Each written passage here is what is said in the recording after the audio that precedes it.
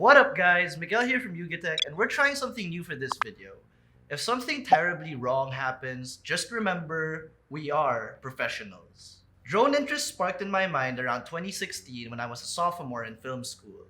I had this whole, I gotta get this, I gotta buy that attitude when it came to my approach in filmmaking. And honestly, I think it was a lot of hype.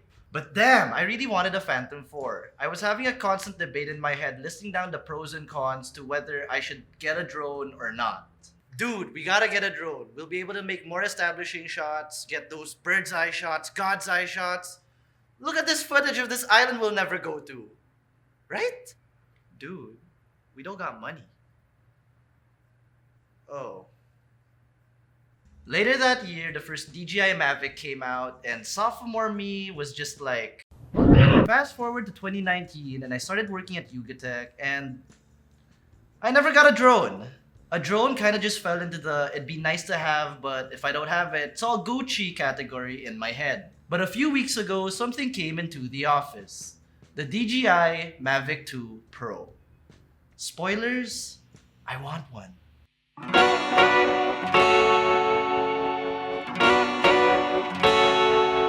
So we got the DJI Mavic 2 Pro and its Fly More kit. That basically means you get extra propellers, extra batteries, this multi-battery charger so you can just leave all the batteries charging and forget about it. The DJI Mavic 2 Pro is one of two of DJI's flagship consumer lineup. The other is the DJI Mavic 2 Zoom. With the Pro, we get a 20 megapixel Hasselblad camera, a 1-inch CMOS sensor with a max ISO of 12,800, an adjustable aperture of f2.8 to f11, 10-bit D-Log, and 10-bit HDR.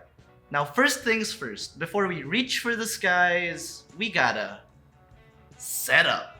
It's time to dish your phone out and download that DJI Go 4 app for either Android or iOS. While that's installing, let's go back to the controller.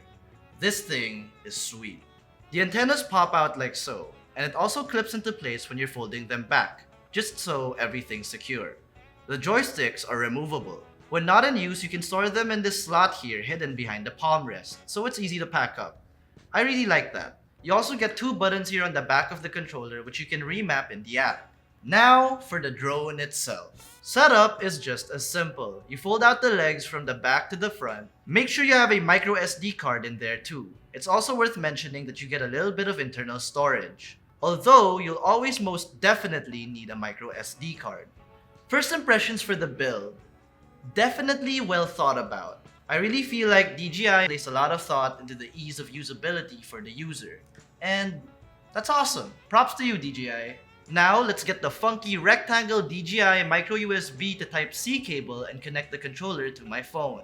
By the way, you also get two other cables for either lightning or normal shaped micro USB in the package.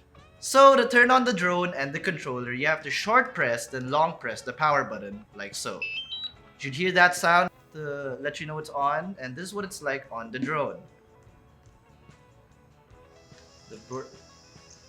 Yeah, it boots up, it kind of calibrates the gimbal, and then the lights turn on.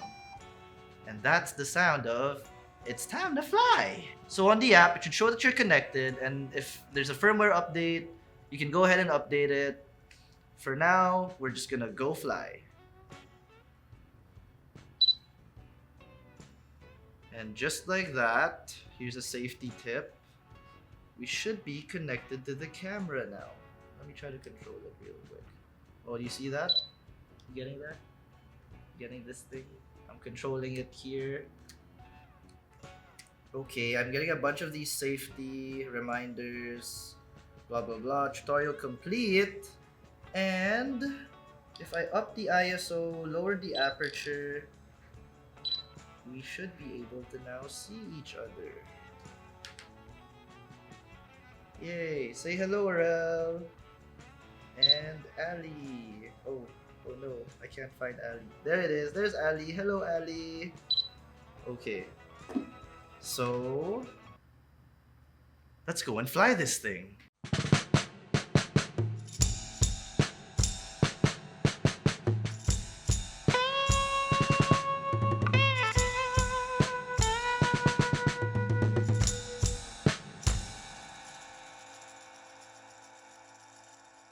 So for flight modes, there's 3.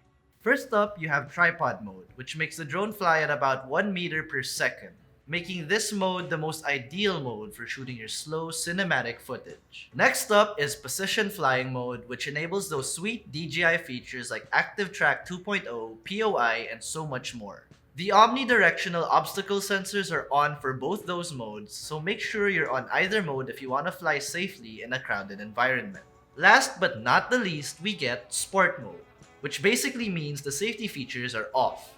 You're a big boy now. You get a max speed of 45 miles per hour or 72.42 kilometers per hour when converted. Check out some of our sample footage.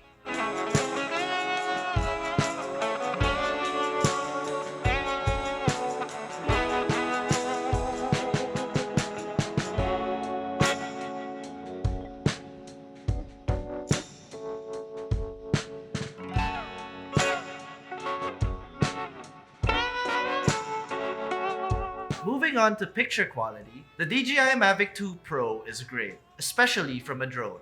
10-bit D-Log is pretty flexible for all you color graders out there, and I just love it.